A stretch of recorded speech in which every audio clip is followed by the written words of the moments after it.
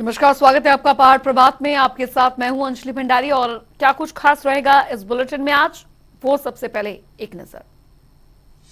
आज विधानसभा की शीतकालीन सत्र का पहला दिन। शीतकालीन सत्र पर रहेगी पूरी नजर। सत्र से जुड़ी हर खबर की देंगे पूरी अपडेट। सड़कों पर उतरी बीजेपी। डी नोटिफाई को लेकर कहां कहां जताया विरोध, देंगे इस खबर की पूरी अपडेट। हाथ से हाथ जोड़ो यात्रा की तैयारी। 19 जनवरी को पठानकोट पहुंचेगी यात्रा। हिमाचल में यात्रा का कितना दिखेगा असर, देखिए खबर।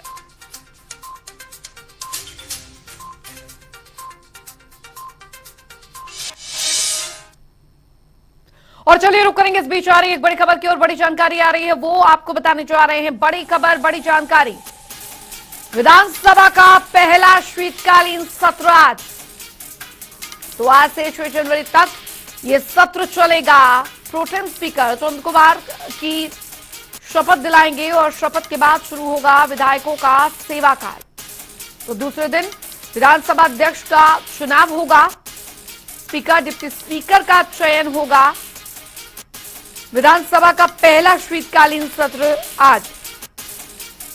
तो आज से 6 जनवरी तक यह सत्र चलेगा। प्रोटेम स्पीकर चंद्र कुमार की को शपथ दिलाएंगे। उसके बाद शपथ के बाद शुरू होगा विधायकों का सेवा काल। ब्यूरो चीफ विकास हमारे साथ इस बीच जुड़ गए हैं ज्यादा जानकारी के साथ। विकास, विधानसभा की आज से यहां पर शुरुआत होने जा रही है, बेहद महत्वपूर्ण रहने वाला है। क्या कुछ पूरी प्रक्रिया रहेगी आज?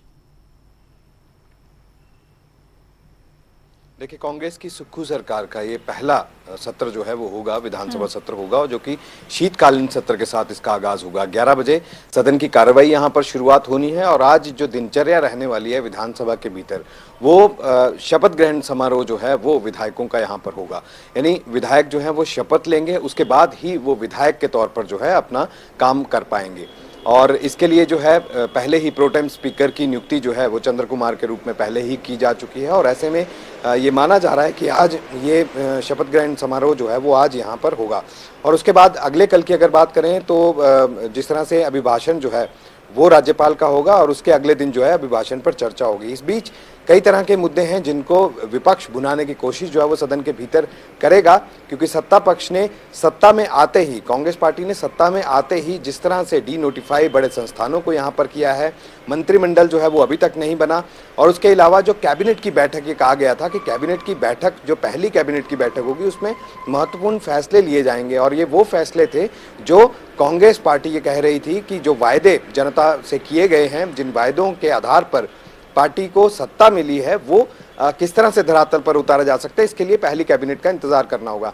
लेकिन हैरानी की बात यह है कि अभी तक कैबिनेट की बैठक जो है वो नहीं हो पाई है। मंत्रिमंडल का विस्तार जो है वो यहाँ पर नहीं हो पाया।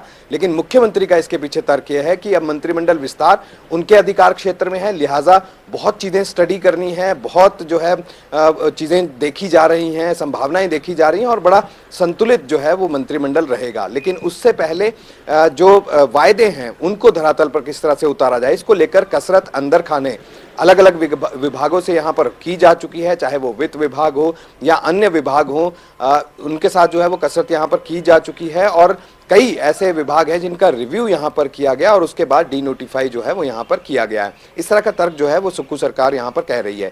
लेकिन मुकेश अग्निहोत्री जो कि उप मुख्यमंत्री हैं और मुख्यमंत्री सुखविंदर सिंह सुक्खू, लिहाजा कैबिनेट जो है वो बन चुकी है, इस तरह की बात मुख्यमंत्री की तरफ से भी जो है वो कही गई और कई मंचों पर जो है वो अलग अलग माध्यम से कांग्रेस पार्टी जो है ये बात कहती रही है। लिहाजा जनता को इंतजार इस बात का है कि अब कब जो ये वायदे हैं धरातल पर उतरे। लेकिन आज विधानसभा का जो सत्र है कई मायनों में महत्वपूर्ण माना जा रहा है, क्योंकि सबसे पहले शपथ जो है वो विधायकों को यहाँ पर दिलाई जानी है। क्योंकि देखिए 3 हफ्ते से ज्यादा का वक्त यहाँ पर बीत चुका है।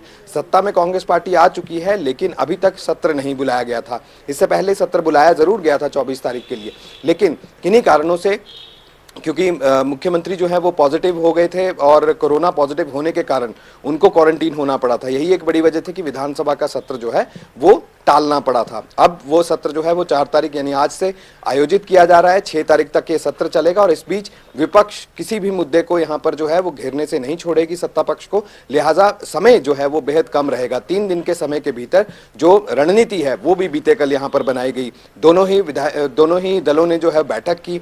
सत्ता पक्ष ने बैठक जो है वो अलग से की, जिसकी अध्यक्षता मुख्यमंत्री सुखविंदर सिंह सुक्खू ने यहाँ पर की और उसके अलावा 40 विधायक जो है वो वहां पर मौजूद रहे। 40 के 40 विधायक कांग्रेस पार्टी के मौजूद रहे। रणनीति इस बात को लेकर बनाई गई कि क्या मंत्रिमंडल विस्तार जो है वो अब किया जाना है, तो क्या क्या चीजें उसमें रहनी है। मिल बैठकर बात जो है वो की गई। हमने देखा कि बीते कल ही मुख्यमंत्री जो है वो दिल्ली से लौटे थे और राजीव शुक्ला जो कि हिमाचल कांग्रेस के प्रभारी हैं उनसे मंत्रणा जो है वो की गई। उनको बताया गया कि क्या क्या समीकरण जो है वो साधे गए हैं और किस तरह से मंत्रिमंडल विस्तार जो है वो यहाँ पर क्षेत्रवाद, जातिवाद और ये तमाम जो समीकरण है इनको साधते हुए यहाँ पर मंत्रिमंडल का विस्तार किया जाना है। उसके अलावा स्पीकर की नियुक्ति की जानी है, डिप्टी स्पीकर की नियुक्ति की जानी है, लिहाजा उनके जानकारी में ये बात भी डालेगी कि कौन कौन लोग जो हैं वो स्पीकर और डिप्टी स्पीकर के तौर पर जो है वो अब चुनाव उनका यहां पर होना है। हर किसी की नजर इसी बात के ऊपर रहेगी अंजलि कि अब आगे सत्ता पक्ष का जो है यानी सुक्खू सरकार का जो है वो अगला रुख अब क्या रहेगा। जनता के वायदों की भी बात करनी होगी, उसके भीतर जो अंदरूनी खींचतान है क्योंकि वो भी तेज है। मंत्रिमंडल का विस्तार इसी वजह से नहीं हो पा रहा, ऐसा विपक्ष का भी कहना है। तो विपक्ष के पास समय बेहद कम होगा, लेकिन अगर चर्चा के लिए स्पीकर समय देते हैं तो निश्चित रूप से बड़े मुद्दों को जो है वो इस बार जो है वो भुनाने की कोशिश विपक्ष की तरफ से सदन के भीतर और बाहर जो है वो की जाए। बिल्कुल विकास, क्योंकि अभी विधानसभा का ये पहला शीतकालीन सत्र तो जरूर होगा और जैसा आपने बताया कि चर्चा की अनुमति यहाँ पर दी जाएगी तो यहाँ पर जरूर जो विपक्ष द्वारा मुद्दे जो हैं वो उठाए जाएंगे और इन मुद्दों में मुझे लगता है सबसे पहला मुद्दा तो यहाँ पर यही होगा जिसको लेकर लगातार बीजेपी अभी भी सरकार पर हमलावर है। जो नए विभाग यहाँ पर डी नोटिफाई किए गए उनका वो मुद्दा जरूर सदन के भीतर हो सकता है कि उठाया जाए। बिल्कुल, देखिए डी नोटिफाई करने का सिलसिला जो है वो लगातार जारी है। कई विभाग जो हैं विपक्ष का ये आरोप है कि जब भाजपा की सरकार थी उस समय पे ऐसे स्थान जहां पर जरूरत थी, जहां के लोगों की मांग थी, विधानसभाओं में अलग अलग घोषणाएं जो की गई थी वो लोगों की मांग थी, वहां के विधायकों की मांग थी। लिहाजा जो चलते हुए दफ्तर हैं जहां पर लोग बैठ चुके थे, अधिकारी बैठ चुके थे, कामकाज जो है वो चल रहा था, ऐसे दफ्तरों को आखिरकार क्यों बंद किया जा रहा है। आप रिव्यू करना चाहते हैं तो आप रिव्यू कीजिए, लेकिन अगर आप उसको बंद करने के ऊपर काम कर रहे हैं तो ये ऐसा नहीं होना चाहिए। ये एक बड़ा मुद्दा है जो विपक्ष के हाथ है और निश्चित रूप से बीते कल जो भाजपा विधायक दल की बैठक भी यहाँ पर धर्मशाला में हुई थी, यहाँ पर भी इस बारे में रणनीति बनाएगी कि किस तरह से सत्ता पक्ष को घेरना है। लिहाजा समय बेहद कम रहेगा, लेकिन कम समय के भीतर ही किस तरह से सत्ता पक्ष को जो है वो सदन के भीतर घेरना है, ये तैयारी भी कल भाजपा ने यहाँ पर की है और वहीं किस तरह से जवाब जो है वो विपक्ष का यहाँ पर दिया जाना है और जवाब भी ऐसा हो जिससे विपक्ष जो है वो खुश रहे और नाखुश जो है वो यहाँ पर ना हो, जिससे हंगामा सदन के भीतर ना हो। पहला सत्र, पहली कार्रवाई जो है वो यहाँ पर शुरू होगी आज सुबह 11 बजे से और देखना यही होगा कि विपक्ष क्या रुख इख्तियार यहाँ पर जो है वो करता है, क्योंकि सबसे पहले महत्वपूर्ण यही होगा कि आज शपथ ग्रहण समारोह होगा। शपथ जो है वो विधायकों को यहाँ पर दिलाई जाएगी, उसके बाद ही वो विधानसभा के सदस्य के रूप में भी आज के यहाँ पर काम करेंगे।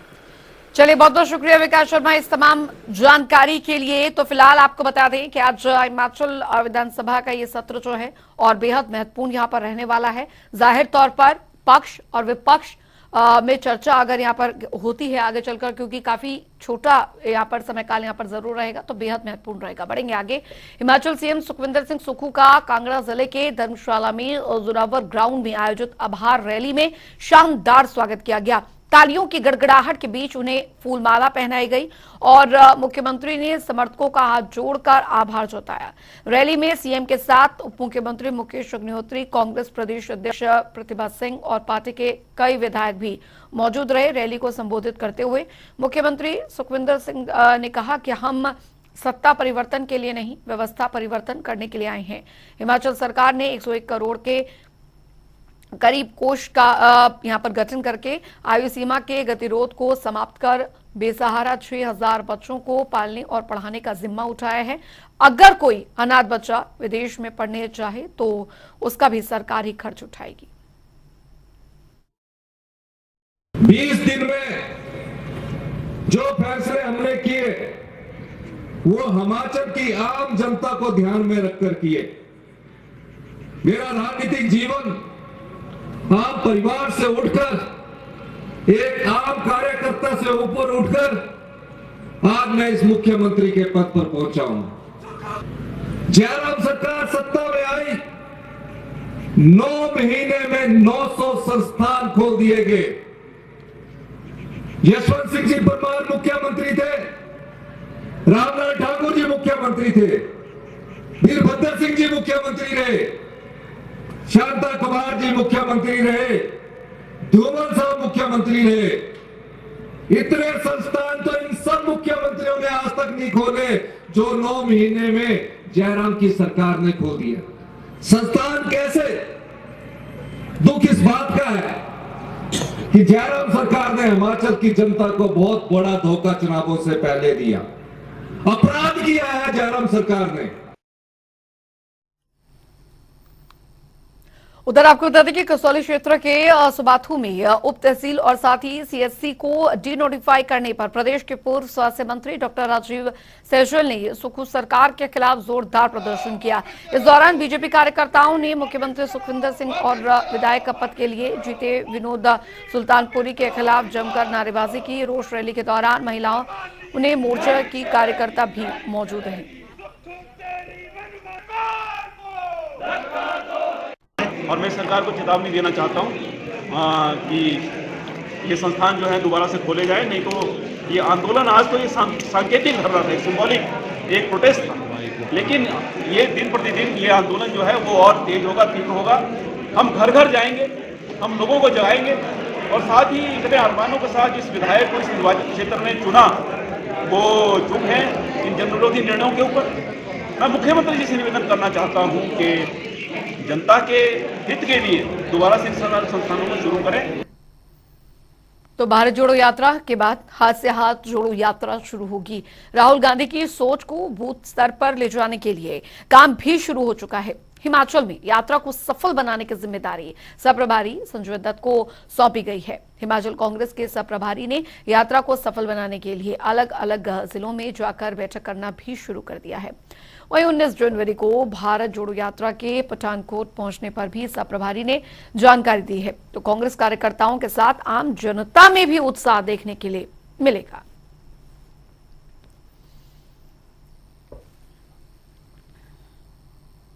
हिमाचल के ऊना जिले में स्थित विश्वविख्यात शक्तिपीठ मां चिंतपूर्णी के दरबार में वर्तमान में पांवटा साहिब से विधायक और पूर्व में ऊर्जा मंत्री रही सुखराम चौधरी ने मां चिंतपूर्णी के दरबार में विधायक का बनने के बाद शीश नवाया। इस मौके पर चिंतपूर्णी मंदिर के पुजारी महेश कालिया ने विधिवत रूप से वैदिक मंत्रों का उच्चारण कर पूजा अर्चना करवाई और मां के दरबार में हाजिरी लगाई।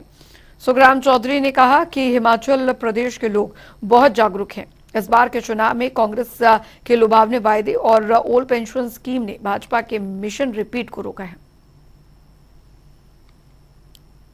जब से प्रदेश में कांग्रेस की सरकार बनी है, उन्होंने जितने भी इंस्टीट्यूट, चाहे वो हेल्थ के थे, चाहे वो पीडब्ल्यूडी, सिंचाई, बिजली बोर्ड, सब डिनोटिफाई किए और इसका बहुत बड़ा गलत मैसेज हिमाचल प्रदेश के लोगों में जा रहा है। लोगों में आक्रोश इस सरकार के प्रति हो गया। अभी सरकार बने कुछ चंद दिन हो गए, तो हम तो इस सरकार से भी यही आग्रह करना चाहते हैं, निवेदन करना चाहते हैं, बदले की भावना से काम करना छोड़ें।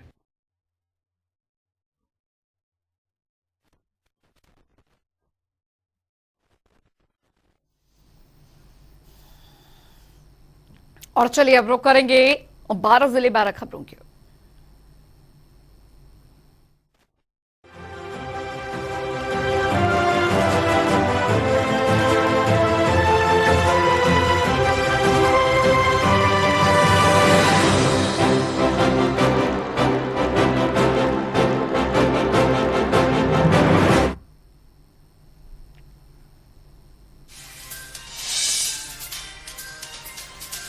हिमाचल में अगले 3 दिन कोल्ड वेव का अटैक रहने वाला है। इससे हिमाचल में लोगों की शुष्क ठंड का सामना करना पड़ेगा और अगले 4 से 5 दिन तक हिमाचल में बारिश बर्फबारी होने के कोई आसार नजर नहीं आ रहे हैं। वहीं सूखी ठंड के कारण हिमाचल के कई शहरों का तापमान जमाव बिंदु से नीचे जाने वाला है। इससे हिमाचल का जनजीवन अस्त व्यस्त तो होगा ही, लोगों की सेहत पर भी इसका बुरा असर पड़ सकता है। अभी अगले 3 से 4 दिन तो मौसम ठीक रहेगा, साफ रहेगा। सिर्फ हल्की सी संभावना है बहुत एक्सट्रीम नॉर्थ पे हल्की बर्फबारी की 1-2 जगह पे, लेकिन बाकी प्रदेश में मौसम साफ रहेगा अभी। जहाँ तक ठंड की बात है, कोल्ड वेव और फॉगी कंडीशंस अभी कंटिन्यू करेगी 3 से 4 दिन। ये ज़रूर है कि एक पश्चिम विक्षोभ अभी 6 तारीख के बाद अप्रोच कर रहा है, तो उसके चलते टेम्परेचर कुछ बढ़ना शुरू होंगे। जो मिनिमम टेम्परेचर है करीब 6 के आसपास, खासकर जो हाई और मिड हिल्स हैं। उसके बाद फिर सब्सिक्वेंट डे में फिर फर्दर वो राइज करेंगे, क्योंकि 7 और 8 तारीख को एक पश्चिम विक्षोभ अप्रोच कर रहा है, तो उससे बर्फबारी और की संभावना है। जो प्रदेश के ऊपरी हिस्से है जिसमें चंबा, लाहौल स्पीति, किन्नौर, शिमला, कुल्लू, इन जिलों में बर्फबारी, और जो मध्यम क्षेत्र के इलाके हैं वहाँ पे बारिश, हल्की बारिश की संभावना है। उधर पौंटा साहिब में बगानी भवन परिक्षेत्र की टीम ने एक व्यक्ति को खैर के सूखे पेड़ काटते पकड़ा है। विभाग की टीम ने लकड़ी के आरे को भी बरामद किया है। वहीं दूसरा व्यक्ति मौके पर से फरार हो गया। सिरमौर जिला मुख्यालय नाहन में एकल विद्यालयों की राज्य स्तरीय प्रतियोगिता का समापन हो गया है। आपको बता दें कि इस प्रतियोगिता में प्रदेश के 6 जिलों से करीब 300 प्रतिभागियों ने हिस्सा लिया। दीप कुमार ने बताया, राज्य स्तरीय प्रतियोगिता में प्रदेश के 6 जिलों से ग्रामीण इलाकों के 300 प्रतिभागियों ने हिस्सा लिया और इस तरह की प्रतियोगिता के आयोजन का मकसद ग्रामीण बच्चों में छिपी प्रतिभा को सामने लाना है। कल से अभ्युदय यूथ क्लब के द्वारा एकल अभियान के अंतर्गत ये बच्चों की खेलकूद प्रतियोगिता चल रही है। अब जो पिछले कल के कबड्डी के कुछ मैचेस बचे थे, आज कबड्डी का फाइनल मैच होने वाला है। 11 टीमें उपस्थित हुई है। 11 टीमों में 6 जिलों से हिमाचल से टीमें आई है और एक जिला उत्तराखंड देहरादून का है। ऐसे 11 टीमें इसमें उपस्थित हुई है और इसमें हमने 7 वर्ष से लेकर 14 वर्ष तक के बच्चों को इसमें इन्वॉल्व किया है।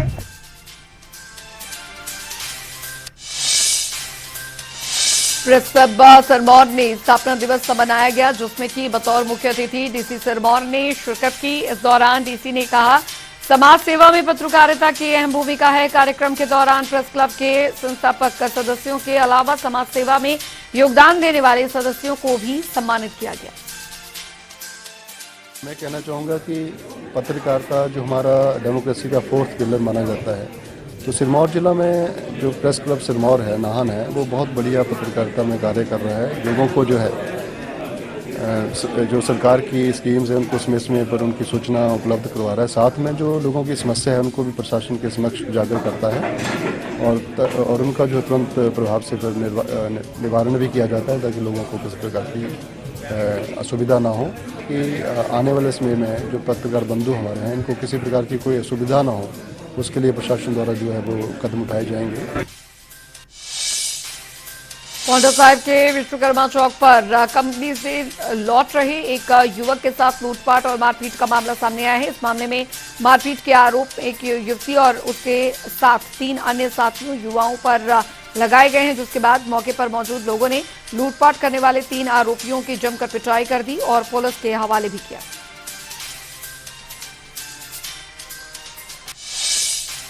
पौंटा साहिब के अन्नदाताओं के गन्ने की खरीदारी उत्तराखंड के डोईवाला शुगर मिल में शुरू हो गई है, जिससे क्षेत्र के किसानों ने राहत की सांस लेना शुरू कर दिया है। भारी तादाद में यहां पर किसान इन फसलों से अपनी आर्थिक स्थिति संवार रहे हैं, तो वहीं करीब 350 रुपए प्रति क्विंटल के हिसाब से किसानों को रेट मिल रहा है।